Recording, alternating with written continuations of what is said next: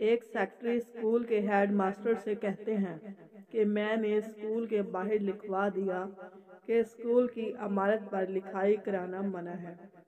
ایک دن جب میں اسکول پہنچا تو کیا دیکھتا ہوں کہ کسی نے اسکول کی ساری بیرونی دیوار کو انتہائی بے دردی سے اسپرے پینٹ کے ساتھ خرافات لکھ کر اور گندے نقوش و نگار بنا کر خراب کر ڈالا ہے۔ میرے اسکول کے لیے یہ پہلا اور افسوسناک واقعہ تھا۔ میں نے اسکول جا کر کچھ اسٹاف کے ذمہ لگایا کہ اس حرکت کرنے والے بچے کا پتہ چلائیں۔ حاضر و غائب کا ریکارڈ دیکھنے اور چند بچوں سے پوچھ گچھ کے بعد ہمیں ایک لڑکے کے بارے میں پتہ چلا جس نے یہ حرکت کی تھی۔ اسی دن میں نے اس لڑکے کے والد کو فون کر کے کہا، میں آپ سے ملنا چاہوں گا، کل آپ اسکول تشریف لائیں۔ دوسرے دن جب لڑکے کا باپ آیا تو میں نے اسے سارا قصہ کہہ ڈالا۔ باپ نے اپنا بیٹا بلوانے کے لیے کہا۔ بیٹے کے آنے کے بعد اس نے بڑے دھیمے لہجے سے اس سے تصدیق کی۔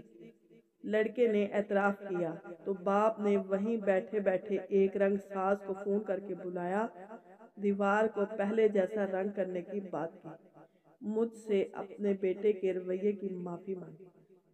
اجازت لے کر اٹھا اور اپنے بیٹے کے سر پر شفقت سے پیار کیا اور دھیمی سی آواز میں اسے کہا، بیٹے اگر میرا سر اونچا نہیں کر سکتے تو کوئی ایسا کام تو نہ کرو جس سے میرا سر نیچا ہو، اور یہ کہتے ہوئے چلا گیا۔ میں نے دیکھا کہ لڑکے نے اپنا منہ اپنے دونوں ہاتھوں میں چھپا لیا تھا۔ واضح دکھائی دے رہا تھا کہ وہ رو رہا ہے۔ مجھے بہت ہی حیرت ہو رہی تھی کہ لڑکے کے باپ نے کیا خوب نفسیاتی طریقہ اپنایا تھا۔ اس کی چھوٹی سی بات نے جو کام کر دکھایا تھا ویسا نتیجہ تو مار پیٹ سے بھی نہ حاصل ہوتا۔ میں نے لڑکے کے تاثرات دیکھنے کے لیے اس سے پوچھا، بیٹا تیرا باپ بہت ہی شفیق اور محترم انسان ہے اور اس نے تجھے کوئی خاص ڈانٹ ڈپٹ بھی نہیں کی، پھر تجھے کس بات پر رونا آ رہا ہے؟ لڑکے نے کہا، سر اسی بات پر تو رونا آ رہا ہے کہ کاش میرا والد مجھے مارتا اور سزا دیتا مگر ایسی بات نہ کہتا۔ لڑکے نے مجھ سے معذرت کی اور اجازت لے کر چلا گیا۔